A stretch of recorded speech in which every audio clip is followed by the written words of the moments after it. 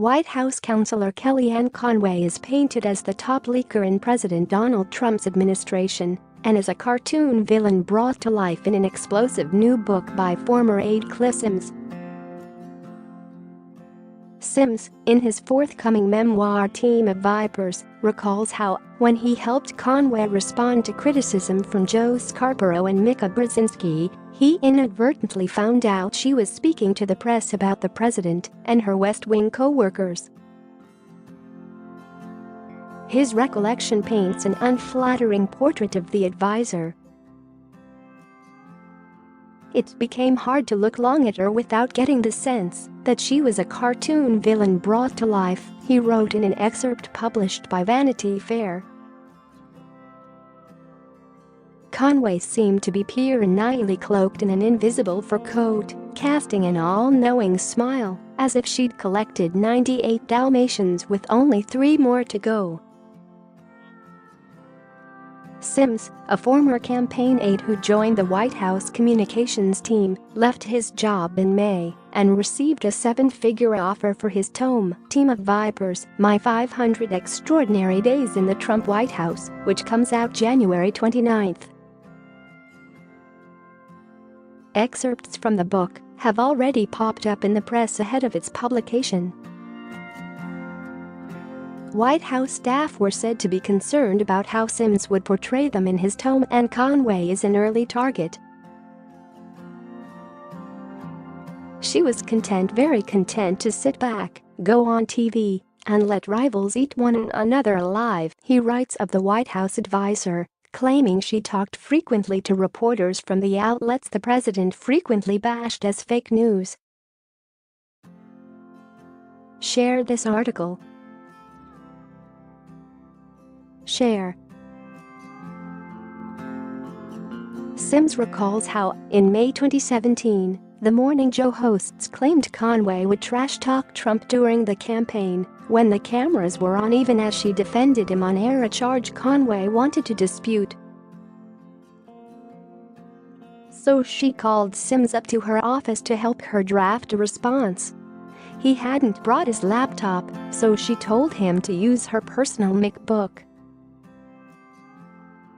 Sims wrote that as he tried to craft a statement for her, he was distracted by the non-stop stream of images popping up on the screen.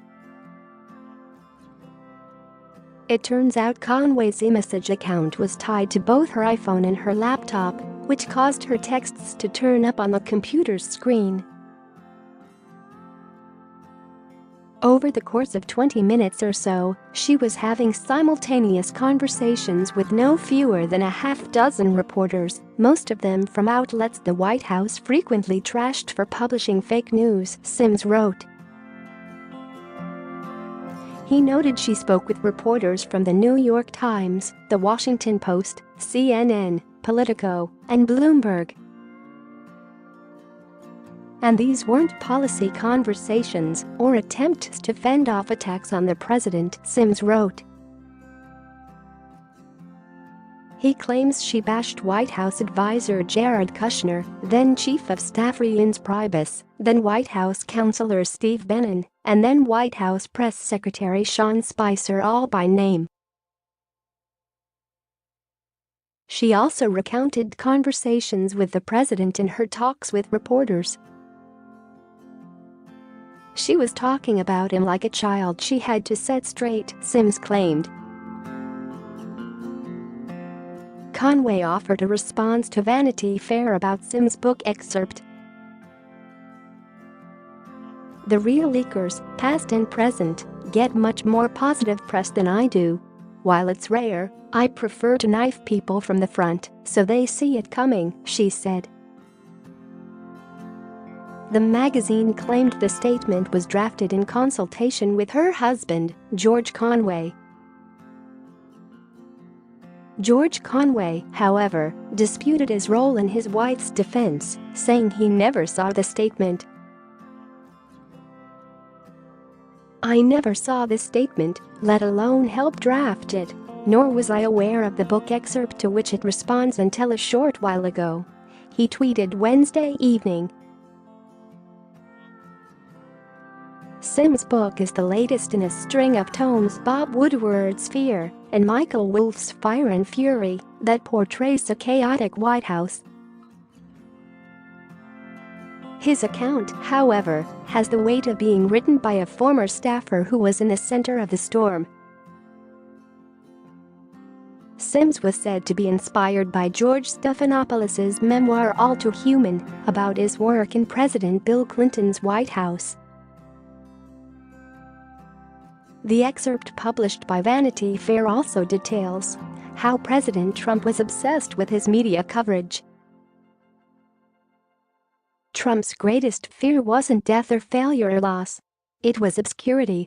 If he was noticed, he mattered. And he didn't care much if the attention was good or bad, as long as it wasn't indifferent, Sims wrote. He recalled how the president was obsessed with White House staffers who leaked against him. He noted Trump got a prominent White House reporter on the phone to ask him who the sources were in an article written by the journalist. The reporter declined to name them, but Trump, Sims claimed, tried to cut a deal. "Well, I guess that's fine," he quotes Trump as saying. "But, of course, you know I could give you so much better stories, so much better." But the journalist declined and hung up without a hot scoop from a source close to the president.